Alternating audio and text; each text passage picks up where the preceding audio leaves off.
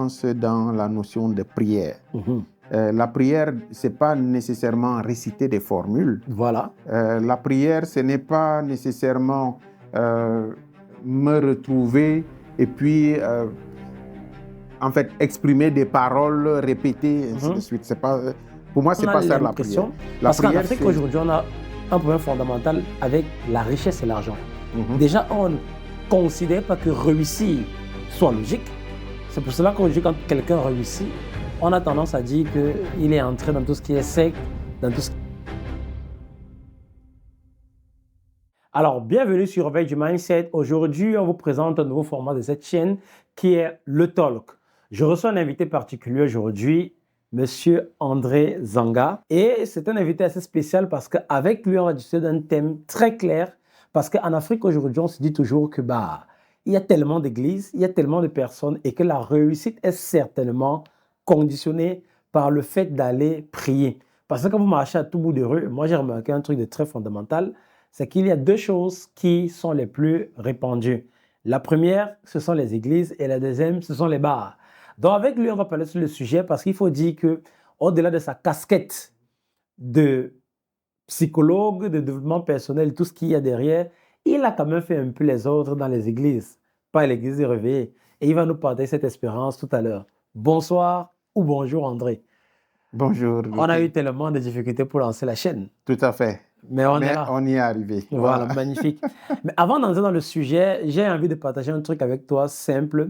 Il y a un débat actuellement qui se passe sur Internet. Et on demande aux gens de savoir, entre un passeport Bordeaux, passeport Schengen, pour l'Europe là, et avoir 200 millions de francs au Cameroun et être un homme d'affaires, qu'est-ce que tu choisirais toi?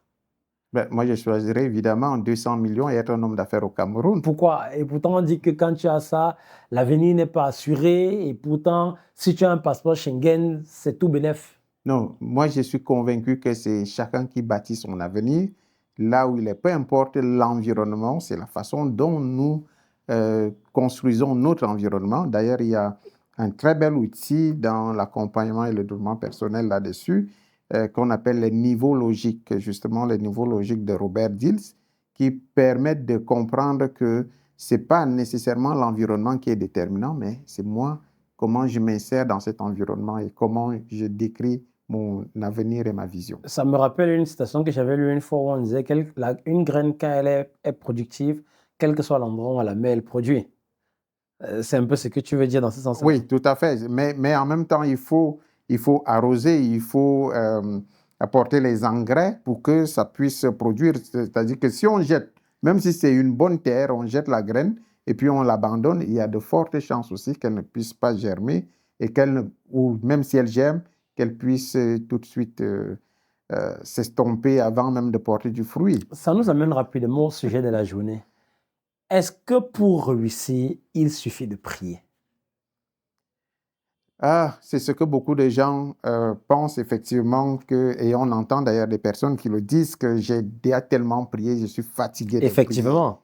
prier. Et je ne réussis pas. Ouais. Mais je crois que ces personnes font une erreur quelque part quand même, parce que, comme le dit si bien un homme, un très grand homme pieux que j'admire beaucoup, qu'on appelle dans l'Église catholique Saint Benoît, qui disait que il faut prier. Et quand on prie, il faut prier comme si tout ne dépendait que de la prière.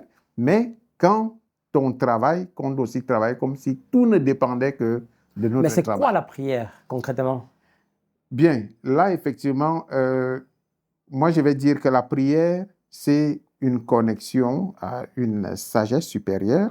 C'est une connexion à une dimension spirituelle en nous pour aller puiser justement cette énergie qui est au-delà de nous, de notre individu, au-delà de notre personne, et qui nous permet donc d'être orientés, d'être plus stable et d'être plus engagé dans ce que nous faisons parce qu'on voit plus clair.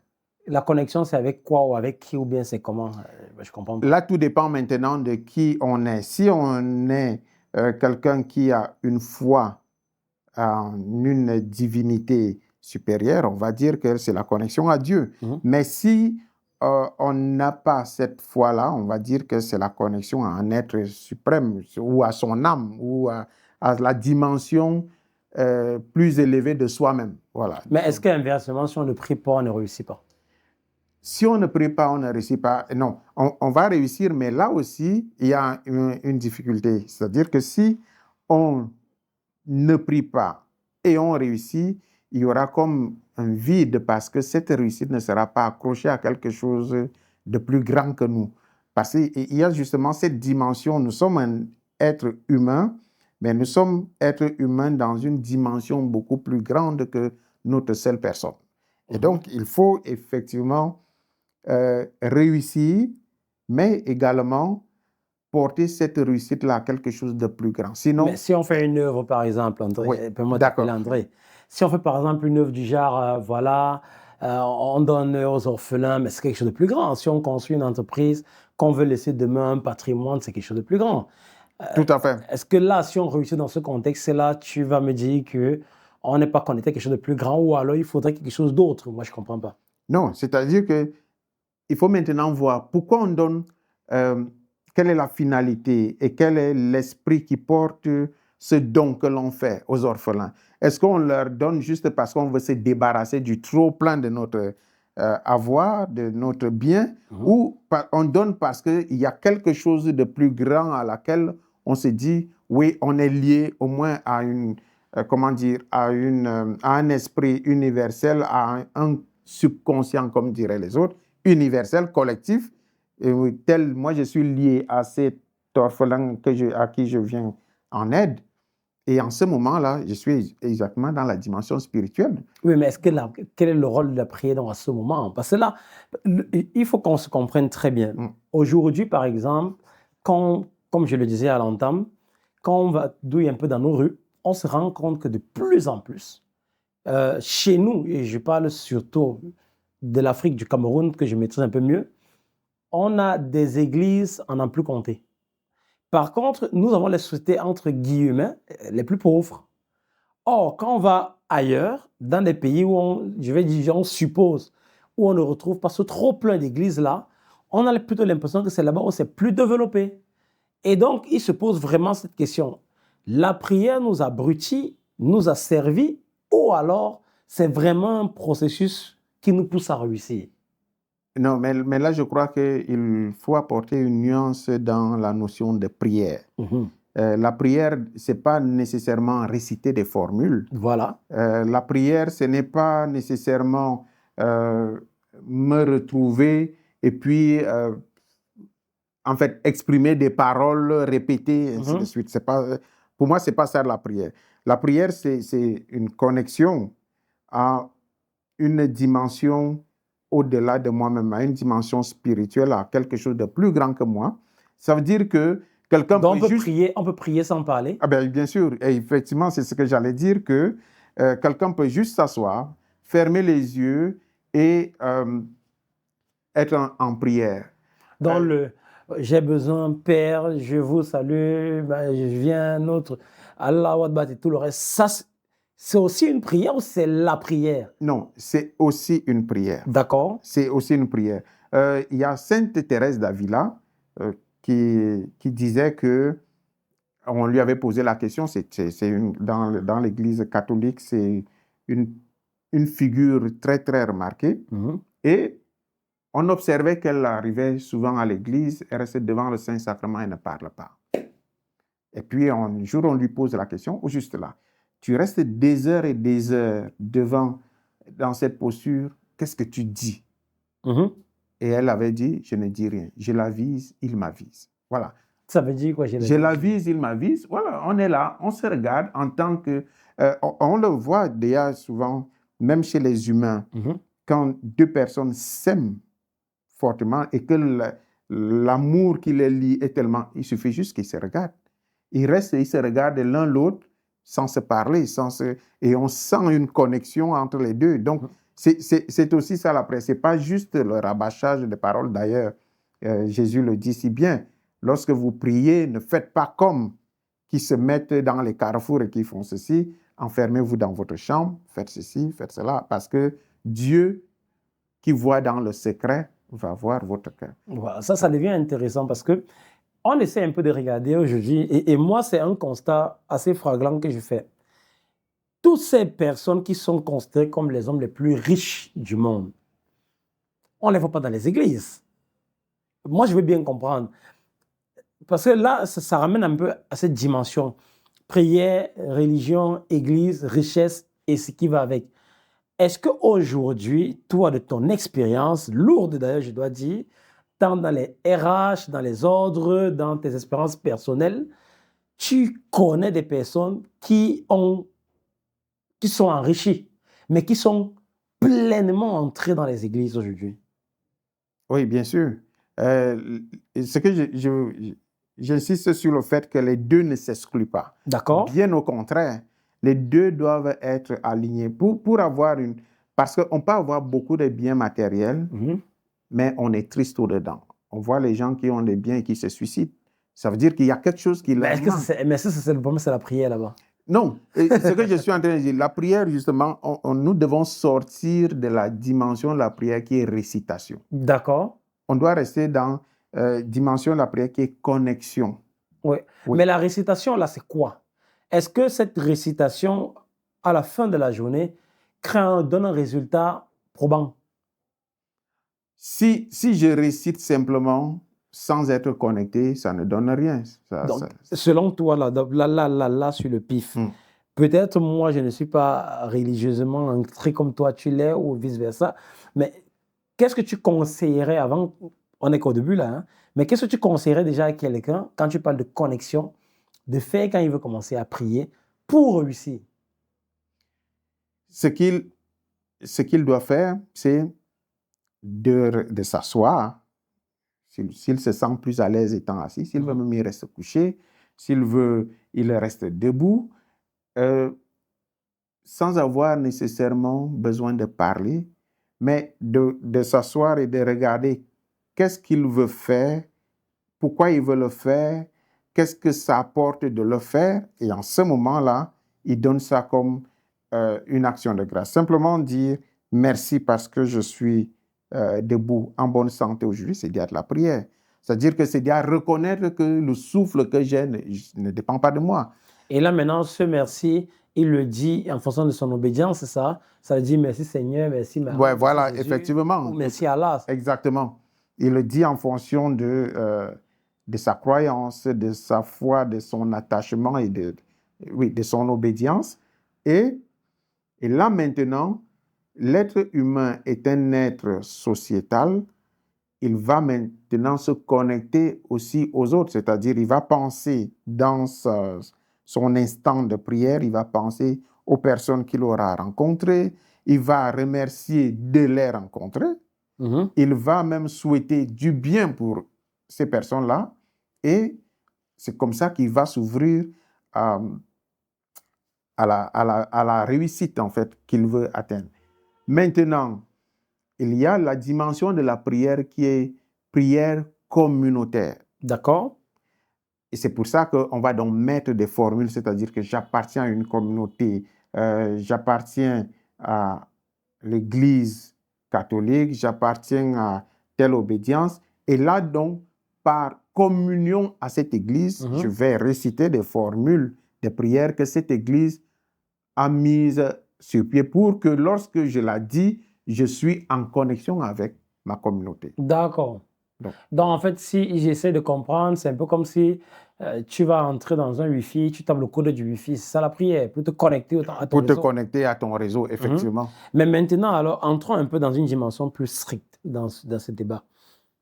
Pourquoi aujourd'hui, beaucoup de personnes pensent plutôt que les églises, et je ne sais pas si je vais dire ça comme ça, abrutissent le peuple africain, plus précisément le Cameroun, comme dans le cas de chez nous, et ne nous poussent pas à réussir, plutôt que de nous faire grandir. Et je voyais un nouveau courant de pensée qui est en train de plutôt nous rediriger vers la spiritualité africaine, nos croyances ancestrales, et qui disent que plus on est entré dans notre spiritualité africaine, je précise, mieux on évolue, plus que les religions et les églises qui nous ont été imposées ou alors importées quelque part.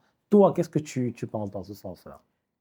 Ben, moi, je pense que ça, c'est juste des débats intellectuels. D'accord. Personnellement, parce que ce qui fait le problème, c'est que les gens ne veulent pas s'assumer, les gens ne veulent pas prendre la responsabilité. Ce qui est enseigné, par exemple, quand on dit la religion, là on va parler des religions importées du colon, je ne sais même pas si c'est religion du colon, c'est que quand on parle de cette religion, les gens ne s'ouvrent pas. Quand on va, peut-être un homme de Dieu, entre guillemets, comme on dit, va peut-être dire une chose, mais est-ce que moi, j'ai pris le temps d'aller lire? Oui, mais on dit que même ces écrits-là sont manipulés. Mais je vais vous dire que tous les écrits aujourd'hui, d'ailleurs, non, c'est un peu exagéré, mais la plupart des écrits, même les livres de développement personnel, vous allez vous rendre compte que lorsque vous prenez un livre de développement personnel, vous allez partir voir que c'est des principes qui sont décrits dans la Bible. Ça veut dire que la Bible, c'est un ensemble de livres et de sagesse et d'histoire et de partage d'expérience. La parole de Dieu, comme on me fait comprendre, ou bien non, alors c'est... Non, ce n'est pas la parole de Dieu, c'est une parole inspirée. Voilà, parce qu'il faut bien relever cette nuance. C'est une parole Pendant inspirée. très longtemps, on a dit la Bible, c'est la parole de Dieu. Non, Dieu n'a pas... Dieu a parlé, comme disent les Écritures justement, par les prophètes. C'est-à-dire que par la bouche des prophètes. Et aujourd'hui, tout ce qui est écrit, c'est des gens qui ont écrit, mais ces personnes étaient inspirées parce que c'était des enseignements. Je vous prends un cas très simple pour qu'on comprenne. Le livre de la Genèse. Le livre de la Genèse, c'est les contes de la tortue, Koulou, la tortue. Amadou Koumba. Voilà, Amadou Koumba. Hein, parce que ce n'est pas de l'histoire, c'est pour véhiculer une certaine sagesse. On développe donc une histoire autour de... Donc, tu me fais comprendre que les livres de la Genèse sont des métaphores? Tout à fait. Au-delà même d'être des métaphores, c'est le minkana, comme on dit chez nous. Mais est-ce que ce n'est justement pas ça que les gens combattent au point de dire? Parce que je prends par exemple une parole qui a été lourdement relayée. Heureux les pauvres car le royaume des cieux est à eux. C'est une parole qui est écrite dans la Bible. Et de plus en plus de personnes prennent ça, j'ai envie de dire, comme des paroles d'évangile. C'est un évangile. Mais au pied et à la lettre, au point où on a l'impression, parce qu'en Afrique aujourd'hui, on a un problème fondamental avec la richesse et l'argent. Déjà, on ne considère pas que réussir soit logique. C'est pour cela qu'aujourd'hui, quand quelqu'un réussit, on a tendance à dire qu'il est entré dans tout ce qui est secte, dans tout ce qui est sec, dans tout ce qui est... Voilà. Si quelqu'un va me regarder la vidéo, là, quand il va commencer à regarder mes dons, il va se dire, celui-là, certainement, il appartient à une loge. Deuxièmement, on a un mauvais rapport avec l'argent. On a tendance à croire que l'argent, comme on dit chez nous, c'est le diable. Et quand on essaye d'entrer dans les réflexions et les interrogations à ces personnes, on se rend compte que cette éducation-là vient justement des religions. Et c'est justement là le problème qui se pose. Est-ce que les religions abrutissent les gens au point de les pousser à rester pauvres? Ou alors, il y a un moyen, ou alors elles aident, ou il y a un moyen qu'elles aident ces personnes à devenir de meilleures versions d'elles-mêmes? Voilà. En fait, je suis amusé parce que, et c'est vrai, ce sont les idées qui sont véhiculées, mais je prends quelque chose de simple. Dans nos traditions, dans nos cultures, on disait, les enfants ne mangent pas les gésiers, les femmes ne mangent pas si... Voilà, ça n'avait rien à voir avec la religion. Mais aujourd'hui, on voit bien qu'on vend même les gésiers dans les brochettes. Mais peut-être c'est pour ça que ces enfants meurent jeunes. Bon, on ne peut pas savoir. Mais en fait, c'est vrai qu'on ne peut pas savoir, mais on sait aussi que ce n'est pas à cause du gésier, mais c'est... Et là encore, voilà, justement, ça fait quelque chose d'intéressant parce que ça va montrer que ce n'est pas la chose en elle-même qui est problème, mais c'est l'esprit qu'il y a derrière. C'est-à-dire que si aujourd'hui, l'enfant qui mange le gésier ne le mange pas comme une nourriture, un aliment, mais le mange comme une rébellion à un enseignement ancestral, en ce moment-là, il va dans la perdition parce qu'il ne respecte plus les règles. Mais s'il le consomme comme un aliment, il va savoir qu'il y a le droit de naître qui existe, il va pouvoir Que le le gésier qui est respecter. dans le plat, là, c'est pour Voilà, le père. que le gésier qui est dans le plat, c'est pour le père, ainsi de suite. Donc, c'est pareil. La religion, je vous prends quelque chose de très simple. Dans l'Église catholique, il y a une prière, justement, récitée que l'on appelle le Magnificat. C'est-à-dire qu'on a pris les paroles dans la Bible de cette rencontre entre Marie et sa cousine Élisabeth lorsque sa cousine vient la voir lorsqu'elle a reçu l'ange qui lui a dit, OK, ta cousine... Non, lorsque plutôt Marie vient voir sa cousine Élisabeth, voilà, l'ange lui a dit, ta cousine est enceinte. Et donc, on appelle le Magnificat. Et puis, c'est cette chanson que Marie chante lorsqu'elle vient, lorsqu'elle salue sa sœur. Mon âme exalte le Seigneur, exulte mon esprit en Dieu mon sauveur. Lorsqu'on entend ces paroles, on va dire, il renverse les puissants de leur trône, il élève les hommes. Voilà. Ça veut dire que c'est pas, Dieu n'est pas, non, non, c'est la bataille, c'est quelque chose, c'est un combat qui est là. Entre qui? Pour soi-même. D'accord. Pour soi-même. On va aussi voir également que dans les Écritures, on va dire, de vos lances, faites des faucilles. Vous voyez un peu? C'est-à-dire, au lieu de faire la guerre avec la lance, il faut faire la faucille pour cultiver. Donc, ça veut dire que dans la Bible, et ça, je ne prends que quelques extraits, mais si vous lisez d'autres, les livres comme le livre de Saint Paul aux Thessaloniciens et autres, aux Corinthiens, c'est des livres. Lorsque Saint Paul dit, par exemple, que celui qui ne travaille pas, qui ne mange pas non plus.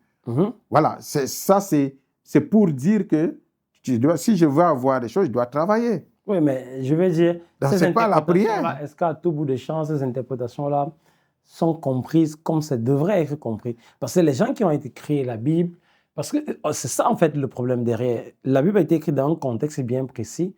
Je crois, je ne sais pas si le message reste le même aujourd'hui et éternellement, mais bon, on se pose des questions. Parce que, évidemment, quand on regarde aujourd'hui, vous allez voir quelqu'un qui ne travaille pas, il n'a pas de boulot, il n'a pas d'argent, mais les quelques 100 francs, 200 qu'il a, c'est ça qu'il va donner à l'église.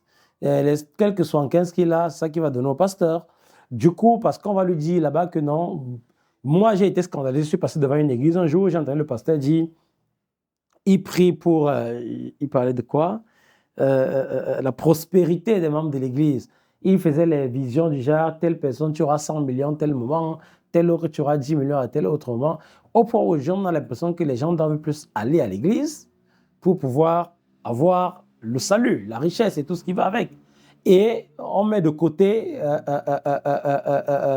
le travail, je vais me dire l'effort, et voilà quoi. Et c'est de là où on peut venir ces questions. Que, est-ce que les églises, justement, dans ce sens-là, le message est mal perçu ou bien mal enseigné?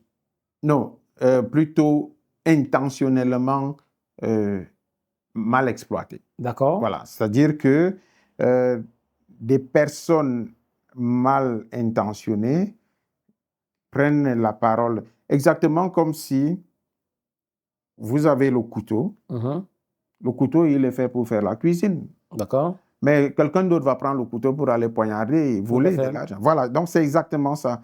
La Bible a un enseignement très positif. Maintenant, d'autres vont prendre cet enseignement, effectivement, pour manipuler, et là, c'est déjà l'intention qui est derrière, pour manipuler et exploiter les autres. Donc, on parlait de heureux les pauvres, car le royaume des cieux est à eux.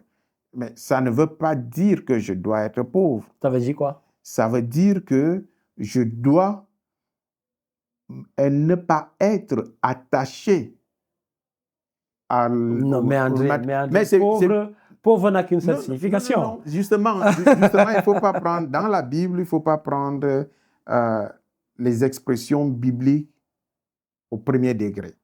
Mais là, ça devient compliqué. Parce que c'est la C'est vrai Bible. que tout le monde ne doit pas lire la Bible. Alors. Oui, oui, si vous n'avez pas justement la culture suffisante, c'est pour ça d'ailleurs que dans l'Église catholique, pour être prêtre, vous ne commencez pas par étudier la Bible. Vous commencez plutôt par étudier les sciences humaines. Oui, mais sauf que la Bible est accessible à tout le monde. Oui. Et ces gens qui lisent la Bible, qui ne comprennent pas et les contextes et les schémas et ceci et cela, qu'est-ce qu'ils font? C'est pour ça qu'il faut faire la démarche d'Étienne. Vous voyez, dans la Bible, dans les Actes des Apôtres, ce qu'Étienne fait, c'est qu'il lisait et puis, mais il ne comprenait pas. Il se rapproche donc des apôtres qui vont lui donner la compréhension exacte de ce qu'il lit. Or, les gens croient qu'il suffit juste de lire et ils interprètent. La Bible nous dit, si vous amassez des richesses, c'est Jésus même qui dit, n'y mettez pas votre cœur. C'est ça la pauvreté. C'est-à-dire que j'amasse des richesses, mais je n'y mets pas mon cœur parce que ma vie n'est pas à ça. Le bien que Dieu me donne, c'est pour justement pouvoir vivre heureux et pour pouvoir rendre les autres heureux autour de moi. Ce n'est pas pour que je m'y accroche. Et d'ailleurs, il y a un bel épisode dans la Bible qui dit qu'il y avait un homme qui avait trouvé un trésor dans un champ et puis il est parti, il a vendu tout ce qu'il avait pour acheter ce champ-là. Et puis il a dit, bon, maintenant, je peux me reposer et puis moi j'ai déjà tout ce qu'il me faut dans la vie. Et Jésus dit, insensé, parce que on lui a dit, ce soir même, ta vie te sera enlevée. Voilà. Donc, on doit rester accroché. En fait, on ne doit même pas accrocher, on doit rester avoir le bien, la richesse, mais on doit savoir que nous ne sommes que des usufruitiers de cette richesse-là. Nous ne sommes pas vraiment des possesseurs. Bon, déjà, est-ce qu'on peut réussir sans être croyant? Bien sûr. Oui, ça c'est n'est même pas en douter. On peut réussir sans être croyant. Maintenant, sans être croyant au sens de religieusement connecté. Non, ça dit que quand je dis religieusement connecté, c'est-à-dire par rapport à une confession. Bien sûr, c'est de ça que je parle. Mais au moins, on court vers quelque chose de plus grand. Si on veut avoir cette richesse, en fait, on peut même se dire que parfois, chez certaines personnes, cette richesse est déjà leur Dieu. Et c'est ça l'erreur, justement. Parce que la richesse ne va pas être son Dieu, ne va pas être son être supérieur, ne va pas être la fin de son existence. Et c'est là l'erreur. C'est pour ça qu'il faut bien combiner les deux si on veut être quelqu'un riche et épanoui. Pour ou contre le fait qu'on continue la prolifération des églises en Afrique et au Cameroun, par exemple? Je pense qu'il faut voir les choses sous deux angles. Premier angle, c'est ça permet quand même de, comment j'allais dire ça, contenir les débordements. C'est exactement comme dans les bars où les gens vont aller boire et une fois qu'ils ont bu, ils ont moins de difficultés. Mais c'est de dire simplement, est-ce que tel que c'est vécu, est-ce que c'est pour le bien? Est-ce que ça édifie, comme disait Saint Paul, tout m'est permis, mais tout ne m'édifie pas. Ça dit que, est-ce que ça me construit en tant qu'homme? Et en ce moment, donc, on doit pouvoir réorienter, on doit pouvoir encadrer, on doit pouvoir accompagner. Voilà, je pense que de cette façon-là, on va se sentir... Mais il y en a quand même un peu trop, hein? Oui, mais les gens en ont fait maintenant un business. C'est ça. Maintenant, on ne peut pas... On se rend même compte que plus les pasteurs aujourd'hui sont ceux qui sont plus riches que tout le monde. Ils sont plus riches que tout le monde. Moi, j'avais un pasteur à côté de ma maison qui s'est fait 2 voitures en moins de 6 mois. Mais j'ai envie de dire... Tandis que les fidèles étaient, eux, ils ne se rembarraient rien. Oui, c'est ça. J'ai envie de dire, comme disait quelqu'un, que RF Mbutuku. Madame Fondeuse, voilà. Il faut que les gens soient assez éveillés. Il faut, et d'ailleurs, c'est le but de la chaîne, c'est le réveil. Voilà, justement. Il faut que les gens soient assez éveillés. Et deuxième chose, il faut que les gens acceptent de s'assumer, de se prendre en charge. Parce que la notion de l'effort, chez nous, a beaucoup de problèmes. Les gens pensent qu'il faut gagner la vie sans effort. En fait, ils veulent le moins d'efforts. Voilà. S'ils peuvent faire le moins d'efforts possible, tant mieux. Est-ce que alors aussi, quand tu parles de moins d'efforts, tant mieux. Et là, c'est peut-être par là qu'on va essayer de sortir. Est-ce que aujourd'hui, la prière ne représente pas plus, et peut-être aussi l'Église à la fin de la journée, un moyen d'échapper à sa propre réalité? Je dirais non, parce que regardons seulement l'histoire de la France et même peut-être des autres pays européens. C'est l'Église qui a développé ces pays. Lorsque vous allez... Mais est-ce que c'est l'Église, mais pas la prière? Mais cette Église-là, elle était customisée d'une façon très particulière. Non, justement, c'est pour dire que ce n'est pas le problème de l'Église. C'est le problème de comment je vis ma foi, comment je vis ma croyance, comment je la vis, comment je la mets en pratique. Quand on regarde aujourd'hui, aller dans les monastères, c'est des gens qui prient, mais qui travaillent beaucoup. Je ne sais pas s'il y a des gens qui travaillent autant que les moines. Pourtant, c'est des gens qui sont en prière et on va croire qu'ils ne font que de la prière. Non, c'est des gens avec des grands espaces de plantation, qui font du vin, qui produisent de la richesse. Mais cette richesse-là, ils font, et comme je le disais au début, Saint Benoît qui disait, d'ailleurs la devise de la congrégation que lui a créée, c'est prier et travailler, ora et labora. Voilà. Parce que c'est ça un peu comme on constate aujourd'hui. Une dame veut un enfant, prière. Elle ne cherche même pas d'abord à savoir si elle est malade ou pas. Un bonhomme veut un travail, prière. J'ai vu même jusqu'à un niveau où les enfants partent composer l'examen et ils partent avec les bics et les cahiers bénissent. Ça représente quoi? Parce que quand très jeune on commence à faire ça, est-ce que ça ne crée pas déjà un conditionnement à la personne au point que demain ou après-demain, quand il sera face à des difficultés, il ne va pas chercher à avoir des solutions, il va juste aller vers la prière. Et c'est justement un peu la corrélation là. Est-ce que ça ne crée pas ça au final? Oui, et ça crée cela si le prédicateur, j'allais dire, ne prend pas la peine de dire, si vous n'avez pas appris vos leçons, ce que je vais faire ici ne va pas faire le miracle. Et qu'est-ce qu'il va faire là que ça va d'abord faire d'ailleurs? Je veux bien comprendre le fond de ça, par exemple. Ce qu'il va faire, c'est... Là, quand on est dans la dimension spirituelle, ce n'est pas des choses démontrables. Voilà, j'allais dire, c'est psychologique d'abord et c'est spirituel, c'est-à-dire que ça m'apaise, ça me met en sécurité, ça me met en assurance avec moi-même. Parce que un enfant qui n'a pas étudié, parce que le prêtre a béni son bic et son cas, ça le met en confiance, André. Non, il va échouer. C'est pour ça que je dis, le prêtre ou le pasteur doit pouvoir lui dire, OK, je vais te bénir. Et la bénédiction, ce n'est pas seulement l'Église. Nos parents le faisaient, nos grands-parents le faisaient avant que l'on aille quelque part, tout le village s'assoit et te dit, bénir, ça veut dire du bien. Ouais. Voilà, dit du bien. Ah, d'accord. Exactement, c'est ça, bénir.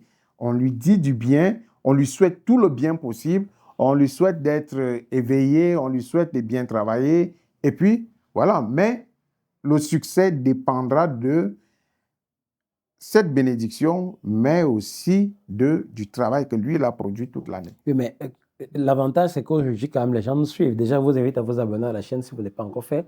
Et partagez massivement cette vidéo parce que, naturellement, ici, on parle de réveil du mindset. Parce que je pense clairement que ce n'est pas ce réveil qu'on peut véritablement développer notre pays. Je pense que quels que soient les efforts qu'on va faire, on peut donner les meilleurs écosystèmes, on peut donner les meilleures routes, on peut donner les meilleures entreprises. Mais si on n'a pas le mindset qui va avec, on ne s'en sort pas. Et justement, donc, je reviens rapidement sur ce mindset. Parce qu'aujourd'hui, justement, on parlait de bénir les cahiers et tout le reste, qui parle de spiritualité et tout le reste. Ça crée un conflit fondamental dans notre société parce que de plus en plus, il y a des enfants qui pensent que c'est la bénédiction des cahiers qui vont faire en sorte qu'ils réussissent. Parfois même, ils ont... Et c'est ça le comble. Il y a ceux qui ont étudié, qui ont vraiment étudié, mais que s'ils ne font pas ça, ils se disent qu'ils vont échouer. Et quand ils vont à l'école, qu'on n'a pas réussi à faire ce rite-là, bah, il n'est plus en confiance, comme tu viens de le dire, au point de rater son examen. Comment on peut expliquer ça? Est-ce qu'il faut leur faire comprendre les choses autrement ou alors c'est bien de penser qu'il faut obligatoirement faire ça pour aller composer? Non, je crois qu'il faut un peu faire un distinguo dans ces choses-là. Ce n'est pas seulement d'abord l'Église. On va voir dans le vécu. Ouais. Il y a une situation, une route, il a plu et puis il y a eu beaucoup d'eau et puis ça a cassé un mur qui avait été mal fabriqué. On dit que l'État a fait ceci. Vous voyez, on est dans une logique de dépendance. Tout à fait. Dans notre Afrique. Donc, c'est pas lié nécessairement à l'Église ou à la prière. C'est vraiment notre mode de fonctionnement qui est comme ça parce que nous restons, comme j'aime personnellement le dire, nous restons liés à nos parents. On va voir, c'est pour ça qu'on verra dans nos familles, on voit des gens de 30 ans, 50 ans, parfois même, qui restent encore rattachés et ont besoin que le parent fasse telle chose. Tout à fait. Ou que le père ou la mère fasse telle chose. Tout à fait. Et on produit cela même au niveau de l'Église. Non, on doit pouvoir dire que, je vais vous prendre un cas simple. Dans la Bible, lorsque Jésus fait son sermon sur la montagne, il y avait une grande foule, il leur a parlé, et puis un des apôtres, les apôtres lui disent, mais ces gens, ça fait longtemps, ils sont là, il faut les faire partir pour qu'ils aillent chercher à manger. Et Jésus dit à ses apôtres, donnez-leur vous-même à manger.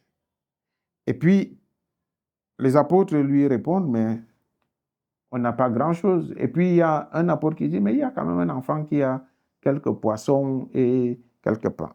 Et Jésus dit, cela suffit. Ouais. Est-ce que là encore, ce ne serait pas une métaphore? Que ce soit une métaphore ou que ça ne soit pas une métaphore, mais c'est un miracle. Parce que quelque part, il y a la logique que les apôtres apportent, de dire, les gens finissent de prier et c'est justement vers ça qu'on part.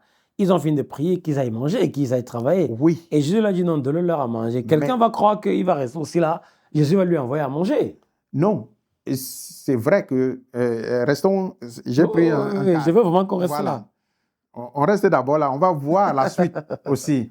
C'est-à-dire que, c'est pour dire qu'en fait, il faut d'abord l'effort. Ouais. Si on veut que Dieu puisse, ou que la bénédiction que l'on reçoit puisse porter son fruit, il faut qu'il y ait quelque chose qu'on apporte. Tout à fait. Soi-même. Maintenant, vous allez voir que par après, Jésus, il s'en va pour un autre lieu et puis il laisse les apôtres, il laisse la foule, mais on commence à le chercher. Et puis, lorsqu'il retrouve Jésus, lorsque la foule, elle retrouve Jésus, les gens lui disent, mais maître, où étais-tu parti? Nous t'avons cherché partout. Et il leur répond, vous me cherchez parce que vous avez mangé du pain. Voilà. Donc, en fait, c'est comme pour leur dire, non, ce n'est pas, si vous avez mangé de ce pain-là, ça ne veut pas dire que vous venez justement, parce que vous me suivez, vous aurez encore du pain. Non. Et donc, il faut que nous soyons dans cet état d'esprit, dans ce mode de pensée qui nous dit, c'est moi qui fais l'effort et mon effort ne peut que fructifier par Dieu. Mais si je n'ai rien fait, je ne produis rien. Je vous prends un autre épisode encore. Jésus se retrouve avec les apôtres qui ont péché toute la nuit. Et puis qui disent à Jésus, le matin, Jésus apparaît, leur apparaît. Voilà. Et puis ils lui disent, mais il leur dit, mais est-ce que vous avez quelque chose à manger? Et puis Jésus, ils lui répondent à Jésus, mais non, nous avons péché toute la nuit et puis vraiment, on n'a rien pris. Et puis il leur dit, jetez le filet par là. Et puis ils disent quand même, oui, on n'a pas, nous on a fait tout ça, mais bon, je caricature un peu. D'accord. Mais finalement, ils finissent par faire l'effort d'aller jeter le filet. De jeter le filet pour maintenant tirer du poisson. Ouais. Là encore, c'est pour dire, il faut faire. Jésus pouvait peut-être venir et puis dire, pomme, le poisson apparaît. Non. Donc, il faut savoir que si on ne prie, si on ne fait pas son effort, si on ne cultive pas son champ, et que après, on va prier, on n'aura pas le résultat. On n'aura pas. D'ailleurs, je me rappelle d'un livre, d'une œuvre qu'on avait lue à l'école, comment ça s'appelle encore, de Voltaire, non? De Voltaire, et puis à la fin de l'histoire... C'est pas Les Misérables? Non, Candide, voilà. Candide, plutôt. Candide, avec Voltaire. Et puis cette histoire du philosophe qui ne faisait que raconter l'histoire. Mais à la fin, Candide découvre avec Pangloss qu'il faut cultiver son jardin. Donc, ils travaillent le matin, ils cultivent le jardin, et puis le soir, maintenant, ils peuvent être dans une dynamique de philosopher parce qu'on a d'abord travaillé et on peut donc se reposer et attendre le fruit de notre récolte. Donc, et je termine en disant que, et c'est là, dans cette logique encore, où Jésus va dire que notre rôle, c'est de mettre, là j'interprète, Ouais, d'accord. notre rôle, c'est de mettre la graine au sol et de faire ce que nous avons à faire pour que la graine puisse... Le reste maintenant, il va dire à ça, que le semeur, qu'il dorme ou qu'il veille, il ne connaît même pas comment la graine fait pour pousser. Voilà. Mais son rôle, c'était de la mettre en terre. Ouais. Et le reste, il ne s'en occupe pas. Voilà. Donc, pour moi, c'est ça les deux dimensions. Ouais, je pense que ça résume un peu bien, quoi. En fait, si je peux résumer un peu rapidement, l'idée, ce n'est pas de ne pas prier ou alors de prier, mais c'est de pouvoir joindre, comme on dit vulgairement, l'utile à l'agréable pour faire le bon. Tout à fait. L'idée, c'est de pouvoir faire son effort et de laisser maintenant la magie s'opérer. Et de ne pas juste abandonner sa vie à la prière et puis de se dire, comme je prie, comme je suis un grand prieur, parce qu'on voit les gens dans les églises de vie, ils prient tellement bien. Il y en a même qui vont se coucher à l'église du matin jusqu'au soir. Voilà, et en croyant que c'est ça qui va leur apporter et le salut, et la richesse, et la réussite. Je pense que tout le monde a bien compris ça parce que l'objectif de la chaîne, c'est vraiment d'éveiller les consciences. On est avec André, cet email va donner son mot de fin et on vous invite encore à vous abonner parce que naturellement, des talks comme ceci, il y en aura et il y en aura toujours. Donc, si vous souhaitez participer, n'hésitez pas à nous contacter via l'adresse qui s'affiche là en bas.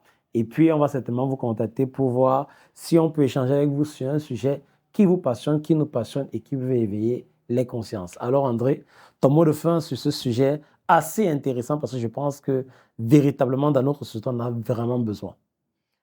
Ben, effectivement, on a besoin de prendre conscience que si nous voulons et nous développer nous-mêmes et développer notre société, on doit pouvoir justement joindre les deux, comme on l'a dit, la prière et le travail, et savoir que lorsque je prie, je ne prie pas au hasard, je prie justement dans le sens de ce travail. C'est comme si je viens avec l'effort que j'ai produit, que je viens présenter maintenant à Dieu ou à l'être supérieur, en tout cas à qui je crois, pour dire voici ce que mes capacités m'ont permis de réaliser. Je voudrais que toi-même, et tu me donnes davantage de force, et que tu me donnes davantage de santé, d'énergie, et aussi la sagesse, et pour que ce que j'ai pu faire puisse produire du fruit. On va dire que la prière, c'est une connexion.